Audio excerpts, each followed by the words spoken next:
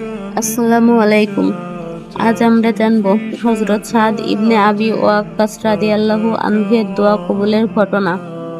হযরত সাদ ইবনে আবি ওয়াক্কাস রাদিয়াল্লাহু আনহু ছিলেন নবীজি সাল্লাল্লাহু আলাইহি ওয়াসাল্লামের ঘনিষ্ঠ সাহাবী এবং 10 জন জান্নাতের সুসংবাদ প্রাপ্তদের মধ্যে একজন। একবার কুফার গভর্নর থাকাকালীন কিছু মানুষ তার বিরুদ্ধে মিথ্যা অভিযোগ করল।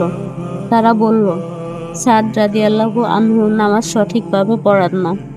এই কথা শুনে সাদ রাদিয়াল্লাহু আনহু খুব কষ্ট পেলেন। তিনি জানতেন তার নামাজ পড়া সর্বদাই সুন্নাহ অনুযায়ী হয়। তখন তিনি হাত তুলে আল্লাহর কাছে দোয়া করলেন, হে আল্লাহ, যদি এরা মিথ্যা বলে থাকে তবে তাদের মধ্যে কাউকে দীর্ঘায়ু দাও, তার দারিদ্র্য দাও, আর ফিতনা ফাসাদে জড়িয়ে রাখো। বছরের পর বছর কেটে গেল। লোকজন দেখল যে লোক সাদ রাদিয়াল্লাহু আনহু এর বিরুদ্ধে মিথ্যা বলেছিল সে বার্ধক্যে একেবারে নষ্ট হয়ে গিয়েছে। তার চেহারা বেঁকে গিয়েছিল।